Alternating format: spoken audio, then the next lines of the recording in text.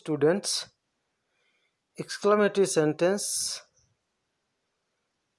को इनडायरेक्ट में परिवर्तन करने का नियम आज इस वीडियो में पढ़ेंगे।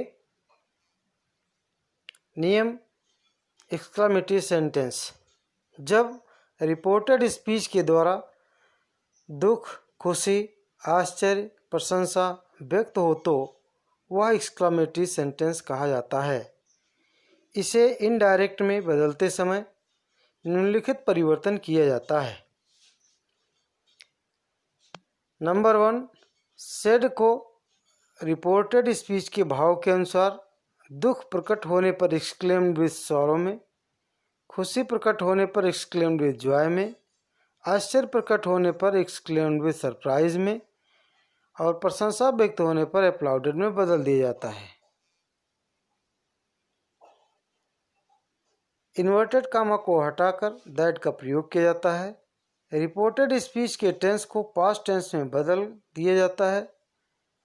खुशी प्रकट करने वाले शब्द हुर्रा, हा, ही, दुख प्रकट करने वाले शब्द एलास, आह, ओह, आश्चर्य प्रकट करने वाले शब्द व्हाट और हाउ और प्रशंसा का भाव प्रकट करने वाले शब्द ब्रेवो को इनडायरेक्ट में बदलते समय हटा दिया जाता है।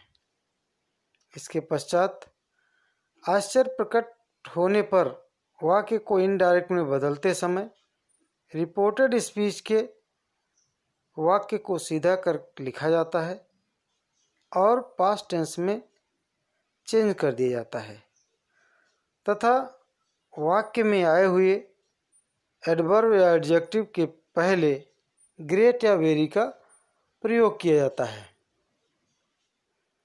यदि वाक्य में प्रशंसा प्रकट हो और रिपोर्टिंग स्पीच में ऑब्जेक्ट आया हो तो उसे इनडायरेक्ट में बदलते समय रिपोर्टिंग स्पीच की रचना इस प्रकार होती है: subject plus applauded plus object plus with saying that plus reported speech. यदि ऑब्जेक्ट ना आया हो तो रिपोर्टिंग स्पीच की रचना इस प्रकार होती है: subject plus applauded plus with approval plus reported speech. तो इस बात का ध्यान रखना है कि रिपोर्टिंग स्पीच में ऑब्जेक्ट आया है कि नहीं आया है। अगर आया होगा तो उसका नियम, अगर नहीं आया होगा तो उसका नियम प्रयोग में लाना है। और ये किस में लगेगा? जब वाक्य में ब्रेवो शब्द आया होगा। एग्जाम्पल के रूप में देख सकते हैं, राम सेड हा, I have seen the Taj Mahal. इसको इनडायरेक्ट में बदला गया तो Ram exclaimed with joy that he had seen the Taj Mahal. तो हा को हटाया गया, वहाँ उससे व्यक्त होता था क्या?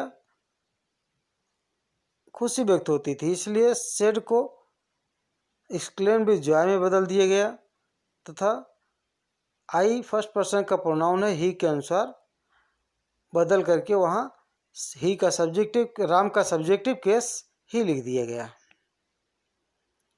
और टेंस का परिवर्तन हैड सीन द ताजमहल किया गया। अगले वाक्य में देखिए, he said alas I have lost my money. इस वाक्य में देखिए इनडायरेक्ट में बदलते समय क्या क्या परिवर्तन किया गया। एलास को हटाया गया और एलास के भाव के अनुसार सेड को एक्सक्लेम्ड विथ सॉरो में बदला गया, तो हो गया he exclaimed with sorrow that. फिर आई को ही के अनुसार बदल करके ही लिख दिया गया, चूँकि सब्जेक्ट के अनुसार बदलना है फर्स्ट पर्सन के प्रोनाउन को। और हैव लास्ट, ये प्रेजेंट परफेक्ट का वाक्य है, पास्ट परफेक्ट में हैड लास्ट हो जाएगा। माई फिर फर्स्ट पर्सन का प्रोनाउन है पोसेसिव केस का, इसलिए ही का पोसेसिव केस हिज मनी लिख दिया गया। अगला वाक्य है राधा सेड फिर व्हाट फूल आई एम। तो राधा सेड, तो व्हाट अगर आया है, हाउ आया है तो विस्मय बोधक वो जो है पर आश्चर्य प्रकट करने वाला वाक्य होता है। अतः Radha exclaimed with surprise that she was a great fool. तो आई जो है वह राधा के अनुसार बदला तो सी हो गया, टेंस बदल गया तो वाज का प्रयोग किया गया है। और आए हुए वाक्य में एडवर्ब के पश्चात, एडवर्ब से पहले ग्रेट का प्रयोग किया गया है। अगला वाक्य है they said bravo you have done well. तो इस वाक्य में आप जान रहे हैं कि ब्रेवो शब्द आया है और रिपोर्टिंग स्पीच में कोई ऑब्जेक्ट नहीं आया है, तो ऐसे वाक्य की रचना जब करने लगेंगे तो वाक्य में क्या लिखा जाएगा? दे सेड को बदलेंगे दे अप्लाउडेड विथ अप्रूवल और ब्रेवो को हटाएंगे तो हो जाएगा they applauded with approval that. You second person pronoun है, ऑब्जेक्ट के अनुसार बदलता है रिपोर्टिंग स्पीच के, परंतु रिपोर्टिंग स्पीच में ऑब्जेक्ट नहीं आया है, इसलिए यू को फर्स्ट पर्सन में बदल दिया गया है, क्योंकि रिपोर्टिंग स्पीच का सब्जेक्ट थर्ड पर्सन का है। तो दे सेड को बदलेंगे applauded with approval that. I you के स्थान पर आई, टेंस बदलेगा had done well, I had done well. तो यदि आपको ये वीडियो पसंद आया हो तो इसे सब्सक्राइब करना, लाइक करना और शेयर करना मत भूलिए। और मैं इसके बाद अगला वीडियो डायरेक्ट इनडायरेक्ट का ही लेकर के आ रहा हूँ, ऑप्टेटिव सेंटेंस का। और आप तब तक अपने